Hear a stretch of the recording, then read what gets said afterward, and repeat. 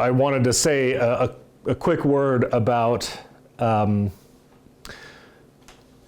lot that's happening in the culture that I haven't been paying a lot of pointed attention to, but I notice it, and that is the growing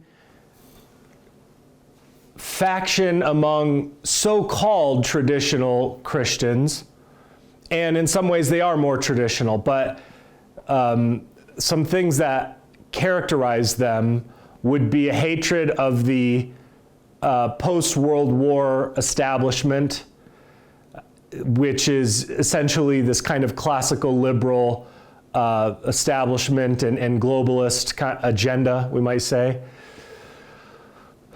A recovery of ethnic pride, maybe, or a reactionary position of ethnic awareness, and then also a hatred for Jewish people and a hatred for Israel particularly. And the thing that's difficult with all of these is that there's seeds of truth in all of it. Of course, we should push against classical liberalism in a way that is, in a way that allows all the gods are equal and all the gods should have an equal say. That's not a good thing that we should vie for. We shouldn't defend the transgender person reading to elementary school kids because we want a Christian voice in the public square. So as long as everybody has an equal say, they're rightly identifying that Christ is Lord, and some of these things in the public square ought to be avoided. The difficulty is these things naturally come out of a Christian society, and as we became less Christian, these principles that worked for a predominantly Christian society no longer work. So a classical liberal society was our answer to the religious wars in Europe, and it worked when we were all Protestant, essentially, and then we tolerated Catholics and Jews. But it was a way for us not to slaughter each other because you're a Baptist or you're a Calvinist or you're a Lutheran.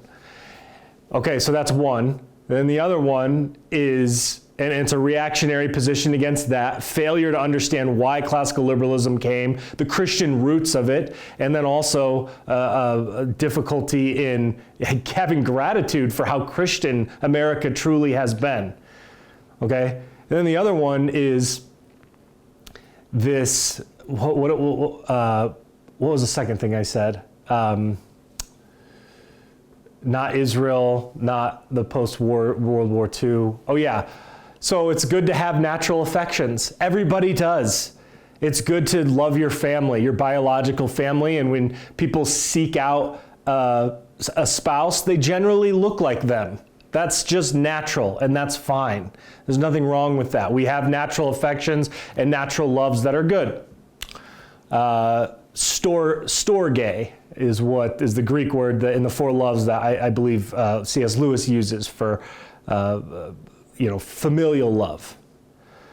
And that's good, but it can become, and it's a reactionary position to whites being discriminated against, which is true. The only racism that exists is against whites, but then they're doing this reactionary thing where they start blaming everybody else for the discrimination that's happening against them. And the third one is the anti-Semitism. And it's a very difficult one because the Jewish people have been very secular and at the forefront of many evil enterprises. And so they really hate the Jews and they blame them for everything. And I bring all of this up because there is a principle involved that they haven't learned from the Bible. And I will use these guys like posting memes of, traditional families in fields somewhere. They have, these are the kinds of guys that want to do homesteading and, this kind of thing. And so they'll post a picture of, say, a good-looking family from the 50s going to church. And it's an all-white society, and it's a Norman Rockwell kind of atmosphere. And then there'll be letters over it, and it'll say, remember what they took from you. Remember what they took from you.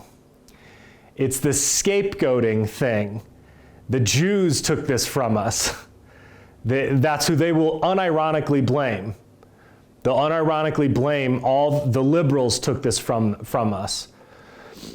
And so the principle in the Bible that they don't understand is what I call the Balaam Principle. When Balaam is called by a foreign king to curse the people of God, he can't do it. It's impossible for him to curse the people of God. He can only bless them. Right. The people of God can't be touched by anybody. Right. God protects them. God is their shield, their rock, their provider, their everything.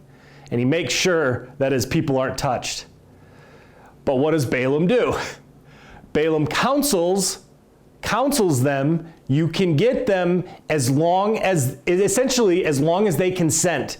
If they consent to being cursed, they can be cursed. How do you get them to consent to being cursed? Get them to disobey God. Get them to disobey God.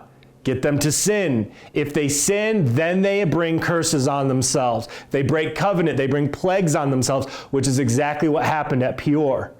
Peor happens. There's a Simeonite and a Midianite, and they are performing a covenantal fornication. And Phineas, the grandson of Levi, well, not Levi, but he's a Levite. He comes in, he's a grandson of Aaron, or the son of Aaron, I can't remember, and he stops it. There's violence there. Shish kebab. The shish kebab, yeah. And then all the other Israelites were like, oh, he should have talked to him in private first and then brought it to the assembly and we would have handled it, He did it all wrong. But God blesses him. He gives him a covenant of peace into his children. And my point is that Christians don't understand this. And they would have nothing to talk about if they actually believed it. Essentially, they don't believe what the Bible teaches about this. It is always the Jews' fault. It is always the government fault. It's always all these other, and it's never your own fault. It's never the fact that you go to a church that has covenant breakers in it. It's never the fact that you and your church are complicit in this entire thing and are the reason that we are the tail and not the head. That all of the curses of Deuteronomy we're experiencing. All of our enemies are ruling all over us. Immigrants are pouring in. The culture is a mess, and nobody cares about the church at all. Church has zero power. And they're all talking about, Christian nationalism. We need a Christian prince. They're all arguing about how we would rule. We're not even close to it. Nobody cares. You see glimpses of it. I mean, the only people that really have any kind of power are incredibly doctrinally aberrant, perhaps heretical charismatics, who are the religious consultants to Donald Trump. That's basically it. And nobody else has anything. So we need to understand this Balaam principle. We need to be looking to ourselves. This works at every level. It works at the personal level. It works at the familial level. It works at the ecclesial level, the cultural level. What are we doing? How did we let this happen to ourselves? As soon as you start scapegoating, it's another sacrifice. It's somebody else that needs to be sacrificed. You're not looking to Christ anymore. Christ has been sacrificed. Nobody else needs to die for our sins. The Jews don't need to die for our sins. Nobody needs to, Christ has already done it. We don't need to sacrifice. We don't need to scapegoat anymore. So we need to learn the Balaam principle. We need to know what Balaam knew. He wasn't even in the covenant. He's outside the covenant. He understands God better than we do. Yeah. So this reminds us of our need to confess.